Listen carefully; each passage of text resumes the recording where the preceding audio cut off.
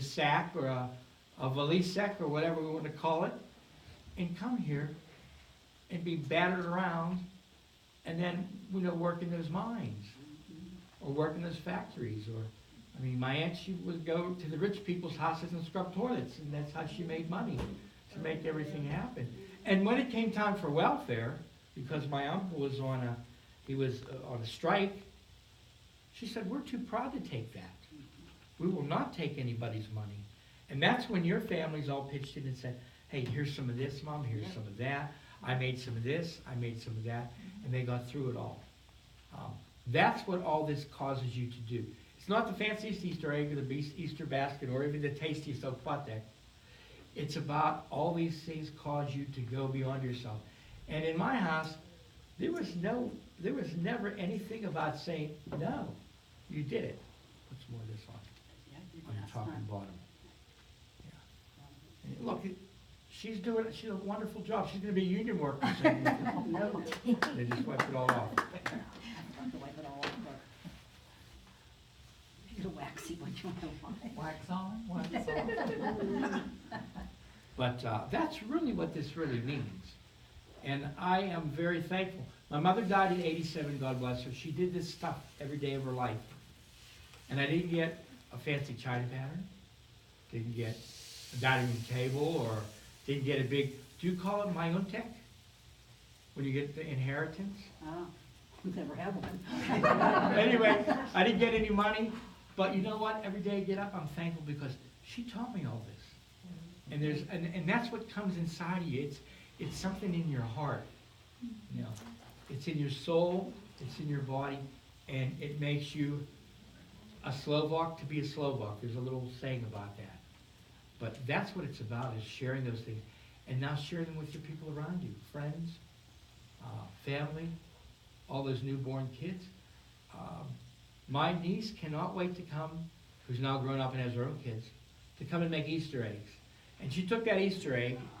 Of course, I want it to be perfect. It has a little bit longer. She took that Easter egg and she made a nice Mickey Mouse on there.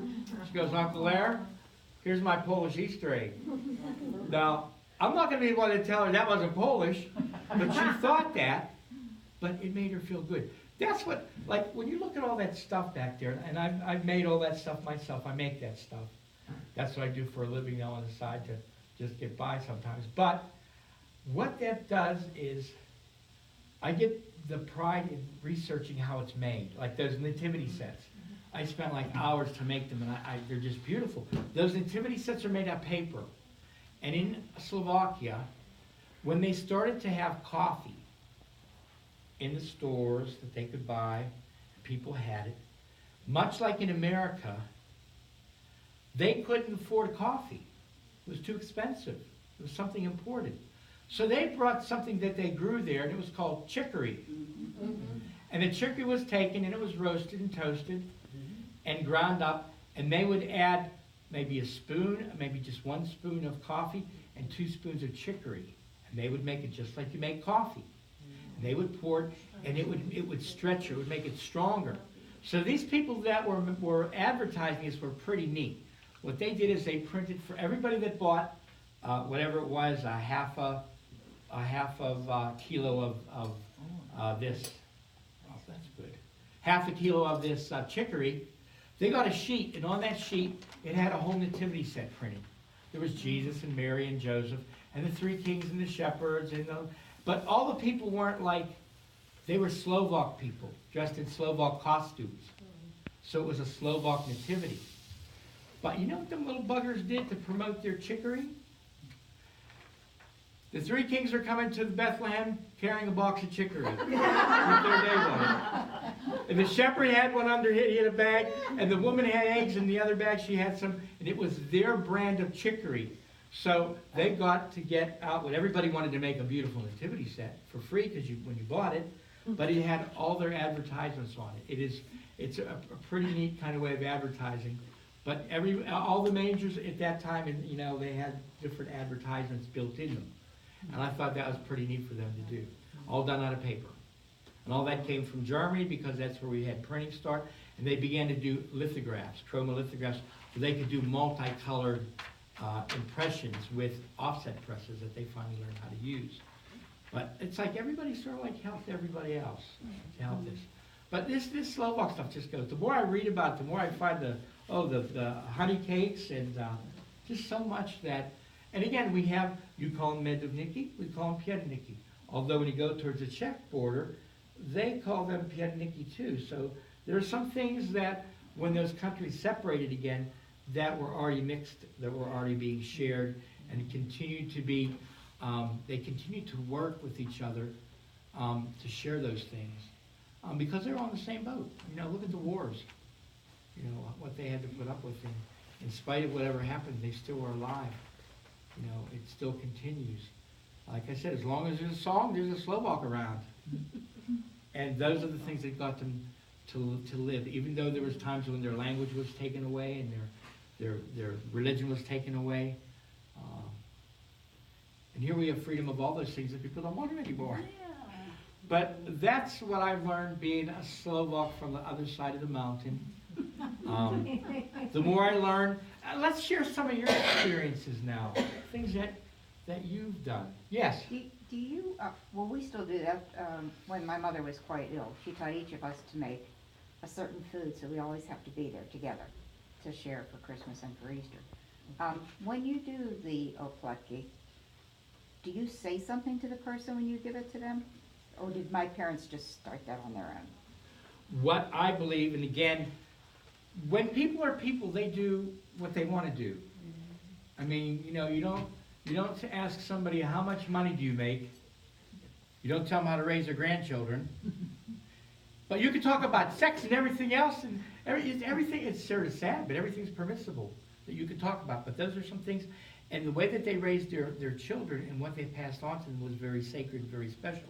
But it's a time, the sharing of the Oplatky actually goes back to an ancient service, and it's called the agape service, service of love, sharing, where they would take and share, and they would have wishes for the future. And it's very similar to what that is, where you would share with wishes of happiness and forgiveness and peace. It's sort of like you wanted to start a clean slate with everybody, so you had a new year that would be prosperous ahead. Again, Slovaks also are notorious for wine, and they have those vinches, those greetings that they say. I think I have one in here. It's in English. But they have those vinches, and before they start, everybody gets it's like a toast that they have. Let's see where it is in here. This is very good. It has recipe for every day, and it has every saint's day and what they did in Slovakia to celebrate that. Potato dumplings and cheese, brinzobe halushki. Honey cakes, medovniki. Let's see where the vintage is. They made a lot of their own alcohol too, which was pretty neat. Where they would take and they would add brandy and they would add spices to it. And then they would again add brandy to it after, because when you cook alcohol, the alcohol sort of dissipates. So you would have a good kick. So you want to add some after it's already been cooked. But they make their own kind of. But here's an old Slovak toast. I wish you on the birthday of God. And many times they don't ever talk about Jesus a whole lot. They talk about God. It's always God. Boże, Boże, Boże. In church, when we're doing something, Larry, nothing's too good for Boże. Put the big candles up there, you know, that kind of thing. But the birthday of our God. Happiness and health, many blessings from God. May the Lord God help and celebrate them joyfully. And look forward to the ever more joyful ones. More abundant and more peaceful, with more gardens and more bounty in your home, and harmony among people, friendliness from God, and love and grace. Praise be Jesus Christ. Just like when you would enter into a Slovak home. What's that saying you would say? There it is. There it is. You got it. And you would say, na wieki wiek. Same thing in Poland. Jak będzie pochwalony Jezus Chrystus, you can hear very similar. Na wieki wieków. Amen. That was a greeting every time. And when you got to the Easter season for 40 days, you would say that Christ is risen. You will say, indeed, he has truly risen. That went on for those 40 days. What else? What else can you share from your? This is where I get to learn things from you now. You know, one thing you mentioned, when people lit the palms, and people who are not Catholic or not other kinds of Christians look at that sometimes as superstition, but what they don't realize is it was a prayer. It was, you were saying a prayer to God, help me, you know, and this, like these prayers, at least that's what the nuns always taught us. It is very interesting. Like I said, when I discovered these Lutherans who are Lutherans, and they're doing some of these very same things. But what's begun to happen in many of our churches who are not Catholic churches is they've begun to adopt many of our rites and rituals. In some churches, you'll see they have an Easter candle now that they light for 40 days. They also have palms. They're having Blessing of Dogs this Wednesday because I think it's Blessing of Dog Day. So all these things begin to have sense. And when someone likes what you're doing, it's like when you go visit your relatives in, I was going to say Florida, but I don't want to say that. You go visit your relatives somewhere, and they're doing something that's really sort of off the wall, and you come back and you do it too. Things begin to change. Things begin to be shared, especially when they see there's value in that. Like I said, a lot of the Protestant churches are doing very Catholic-y kind of things, whether they have palms. I was in one Catholic church. Or in a Baptist church up in Newcastle. I did a research project for 7 years to gather together all these customs. And they had right in the middle of the sanctuary, they had a tomb of Jesus, and there was a risen Christ statue standing there. Now, you know, 30 years ago, you would never go into a Protestant church because you'd be going to hell. Yeah. Right? Yes. Now we see more of things that are sharing. And much with our cultures, we're sharing things. I mean, everybody wants to be St. Patrick on St. Patrick's Day, or, you know, on Dingus Day, which you also celebrate. After Easter, that Easter Monday, where we splash water on each other. And it's changed to now we get squirt guns and squirt them on each other.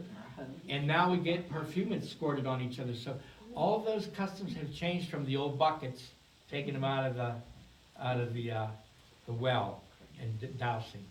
When you mentioned Dingus days, the Easter Monday and Easter Tuesday, I was surprised. Cleveland, they celebrate that. They have TV coverage for Dingus. Same in Buffalo. They're big. They won't. It's a big holiday. But some of those things are coming alive again. I mean, who would have ever thought that I would be standing next to the Pierogi Pete yesterday at the church or at the ball game? I mean, those things which we did growing up, we did in the quiet of our houses. And now everybody's doing them everywhere. You know what I mean? I thought, when I went away to college, I thought everybody had potato pancakes on Friday, and they had pierogi, and they had this and that and the other thing. And I went there, and they didn't. Then I found out they didn't have parents, and I didn't know what a stepfather was, you know, or a step whatever it was, but how much it has changed. But these are the things that keep you back together. It's not the cell phones. It's not the TV that we have, the satellite dish and have 1 million channels. But it's getting together on a Saturday afternoon and putting together some eggs and some flour and some baking soda and baking powder and sugar. Sometimes a little sour cream is in there. And make some cheregi. There's nothing better than when they come out of that frying pan and they're golden brown and they get that. I mean, they're delicious. There's nothing better than that. It's priceless. I think that's what that commercial keeps saying, priceless. Now in Slovakia, they don't, do they still use pussy willows for Easter because they don't have palms? Pussy willows, and again, willows are very important. They have a very magical meaning to them. Pussy willows, the witches' brooms are made from pussy willows. Willow is very powerful. If you take the pussy willow branch and you have it, and you cut it, just put it right in the ground, and it will grow. It will root all by itself because it has the power inside there. Pussy willows have an ingredient inside them that's called aspartame. Do you see deer like to chew on those branches of that bark in your yards? To put something on to keep them away. Aspartame is the active ingredient in aspirin. It stops pains. That's why they say if you had a pussy willow catkin, you saved them. took one, ripped it off there and ate it, swallowed it, it would take care of your headache. There's some truth to that. Yes? Half my